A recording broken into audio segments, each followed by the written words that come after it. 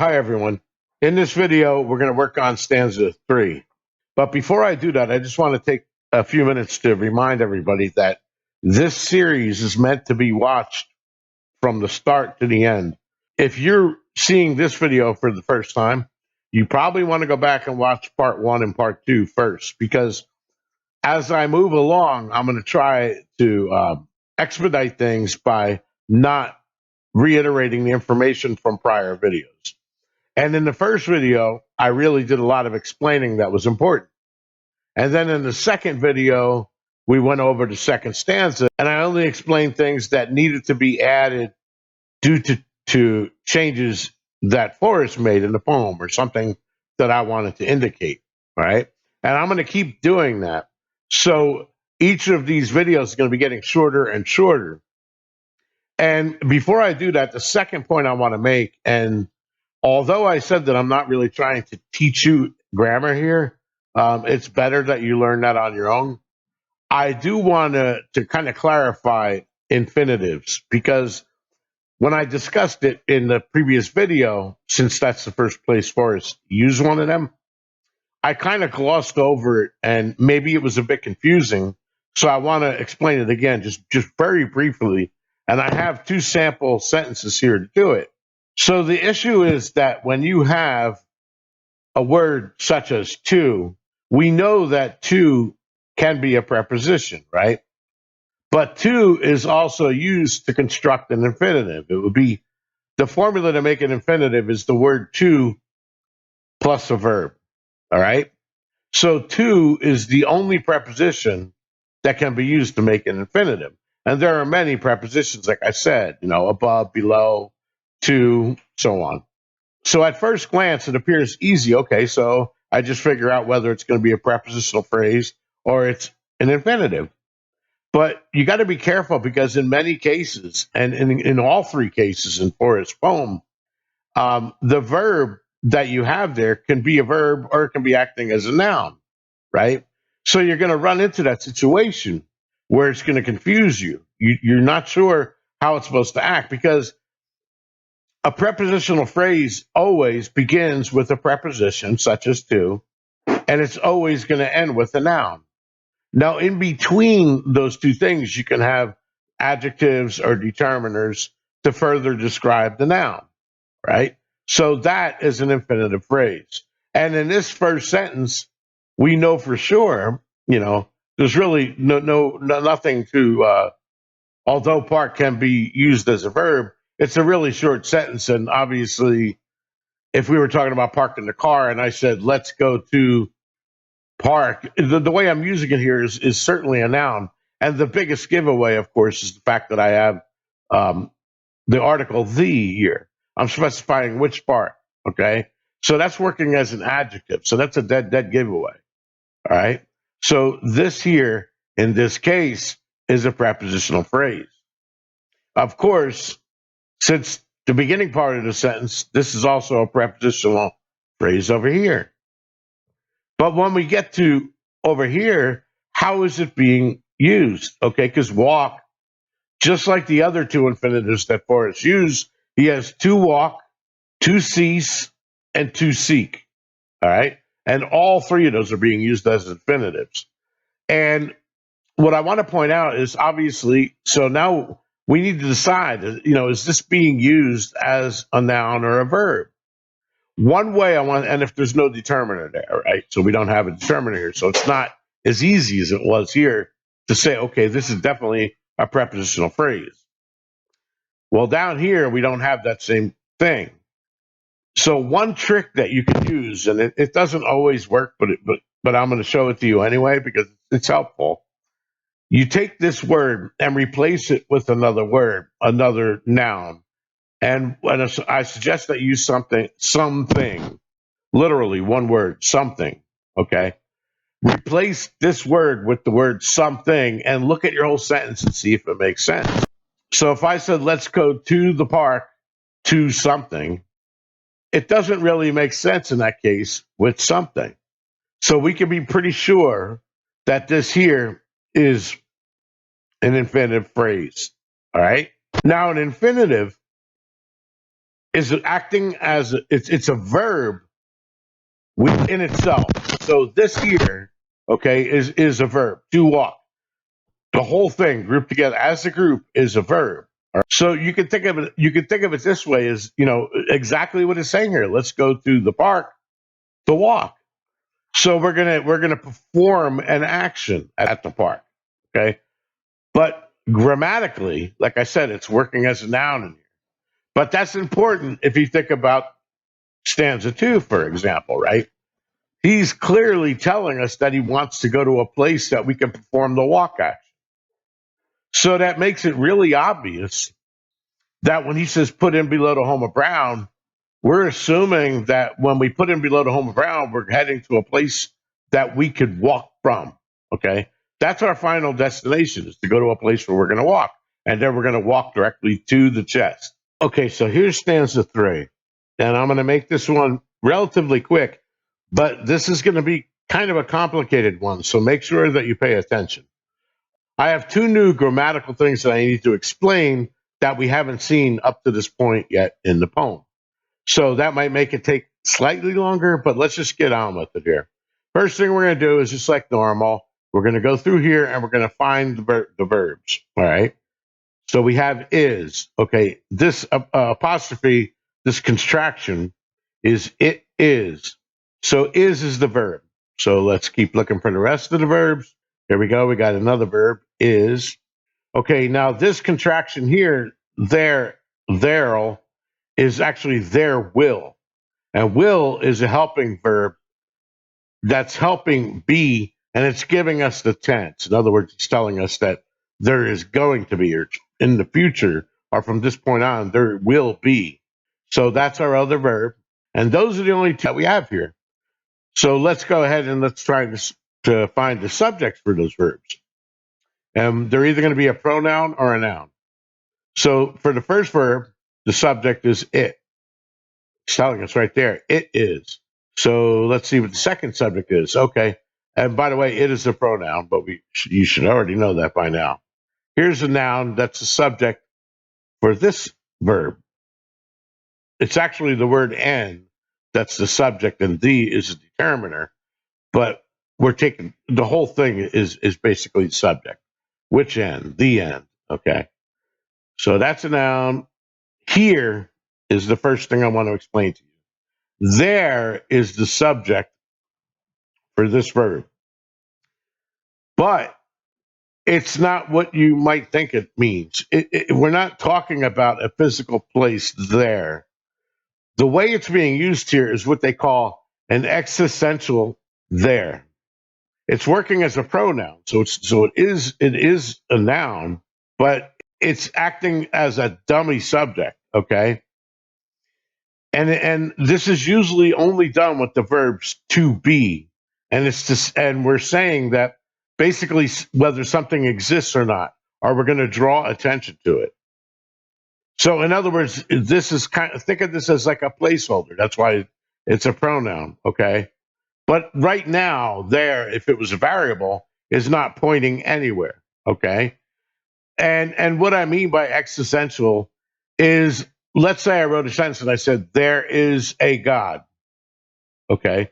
In that case, I'm telling you that something is going to exist. There is a God. So it's basically being used as a dummy subject to refer to what there will be. There will be in our future. And we'll look at that a little bit closer in just a minute, but let's go on. So we got that. That's a pronoun. I actually used the wrong color. It's a pronoun, working as a pronoun in here. And I guess either way, it's not really going to matter in the grand scheme of things. Okay. So we don't have any other verbs. We're done. Let's find all the rest of the nouns. Well, here we got a pronoun again, there, from there. Okay. So we have other nouns. We got place, we got meek, we got drawing. Now, this is another thing that he's using for the first time. This is actually what's called a gerund. And basically, a gerund, you have a verb called draw and you're adding ing to it. And as a unit, it's operating as a noun.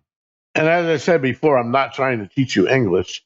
If you want to know how I came to that determination, you might want to go research gerunds. But that is a gerund. Paddle, that's another noun. Creek, that's another noun. Loads, another noun. And water, another noun. I think we got all the nouns there, right? So let's go ahead and let's look for prepositional phrases now. From is a preposition. So from there, remember, it has to have a noun or a pronoun. From, if it's being used as a preposition. And it is. So we have from there. Got another one here. We got for. That's another preposition, followed by a noun. We have a prepositional phrase here. Another one. Here's another preposition that's followed. We know so because it's followed by the noun creek with a modifier. Up your creek. Another prepositional phrase. Okay, so that's the end of the prepositions. Let's quickly go through and we'll find the conjunctions right here. And right here, it's basically joining these two nouns, the heavy loads and the water high. That's that conjunction. We don't have any other conjunctions here. So let's go ahead and find determiners. There's the first determiner, no. And basically what that's doing is negating place. So it's saying that it is no place. And then we have another determinant here, which meek, the meek. Here's no again. Same thing. It's negating the word paddle. Incidentally, that's just negating this one word. It's creating the negative of it. It's not doing anything with the rest of the sentence. It's only operating on that one word. Yeah, two adjectives. Heavy, describing loads, of course. And now water high is describing the water. One of the things I want to explain here that we haven't discussed before, and I need to do it now because this is the first time we're seeing it in the poem. You have different kinds of verbs, all right? When you're in grammar school, they teach you that verbs represent an action. Like I am playing baseball, I am hitting the bat, right? You're performing an action. But that's not necessarily what the only thing a verb could be. Sometimes verbs represent a state, okay? A state of being. And that is what the be verb does here. It's a state of being. And it has different tenses that can be modified with auxiliary verbs. I have been, I will be, and they're representing a state. Now, to be verbs, the best way to think of that is that usually which follows a to be verb is something that's describing the subject itself. No place for the meek is describing it. And that makes sense when you read the sentence, right? From there, it is. Well, what is it? It's no place for the meek. So, in other words, we're not performing an action on no place for the meek. We're describing it. And that's what this clause, this whole entire stanza is about.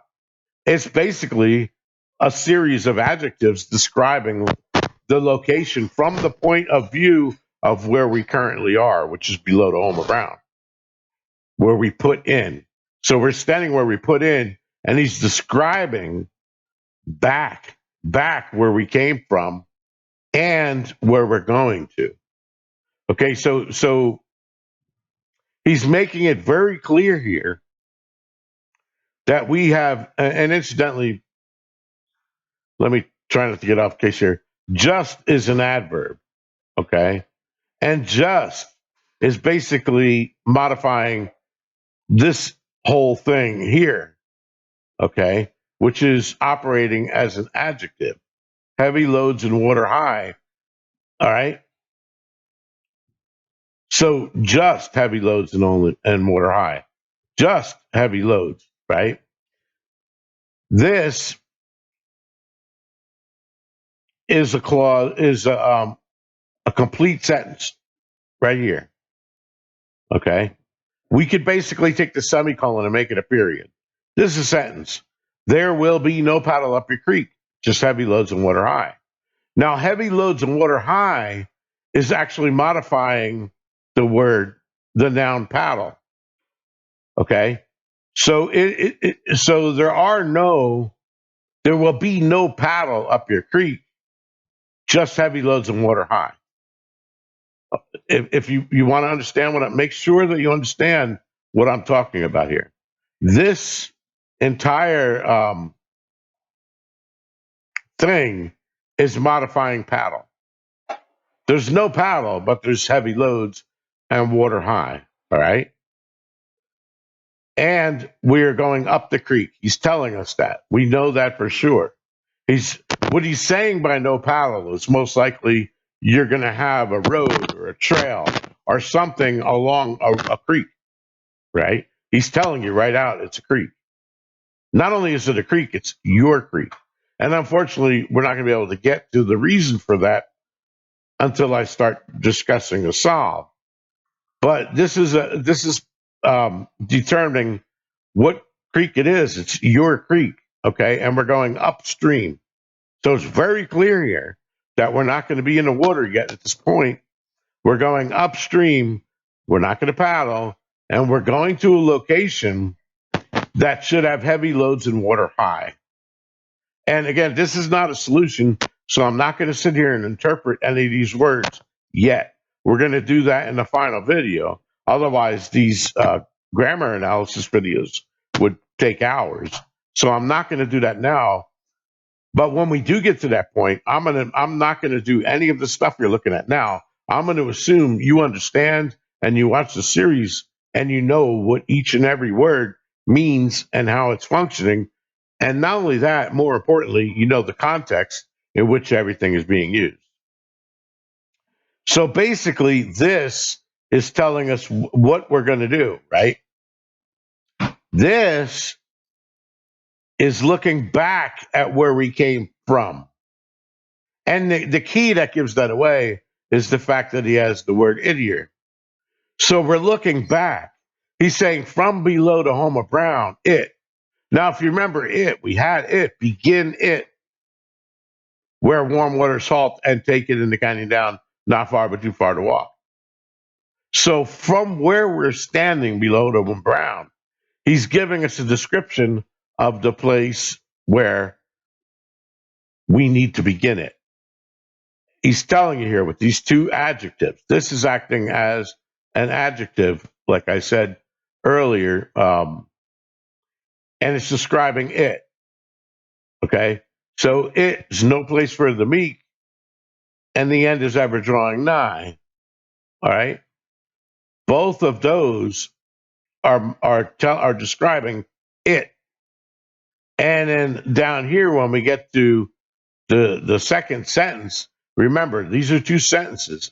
The reason why there's a semicolon here is because there's a relationship between these two. And that is, again, that this one is showing us where we came from, where we began it. And this one is showing us where we're going to go to. So we're at a crossroads. All right. If we go one way, we're going to go up to where warm water's halt. If we go the other way, we're going to go where he wants us to go, which is where the heavy loads and water high is, which is where the treasure chest is. All right. And again, since this is not a solution, I don't really want to describe to you how it's working. I know I drew some pictures earlier to kind of give you an idea of what I'm talking about. But for now, just think of it this way. We're standing at a crossroad. We put in, okay? We're sitting there still in our car. We haven't walked yet. But we're at an intersection. We're at a crossroads. If we can go back to where we came from, which is why Forrest was telling that hint of, sure, if you want to reverse engineer the poem, your teammates will chip in some more gas money. He's referring to the fact that the second stanza is telling you have to drive. So if you're going to drive from the beginning, why to where you're putting in, why would you want to go back and because there's no way to know where the Homer Brown is, where you're going to put in until you know the starting point. Okay, that's basically what Forrest was saying there. So that pretty much wraps up this stanza. But comment, tell me what you think. This has nothing to do with trying to solve any of the clues. Okay. As a matter of fact, the clues only exist in the poem right now because that's all we're working with. So where do warm waters halt? Well, they halt on line 5. Now, where's the canyon down? Line 6. Where's the home of Brown? Line 8. So we're not trying to solve anything yet because we can't. We can't solve it until we know what each of these clauses and phrases mean. And that's what we're working on right now. Once we figure that out, we're going to go back and we're going to look at the big picture. In other words, all 6 stanzas together, and we're going to try to look up what we need to do at that point once we make all the connections. Then, now we will fully understand the poem. We know how it all works. We are ready to find out where warm waters halt and break out a map and then try to solve all of these clues to physical locations on a map. But until you understand the poem, you're nowhere near ready to do that. And I think that's why you see very few people doing what I'm doing here and actually giving a breakdown of the grammar. I did this stuff a long time ago. Of course, I didn't tell anybody the answers because it would give away too much. I kind of hinted at it by doing the sentence diagramming that the poem is really important.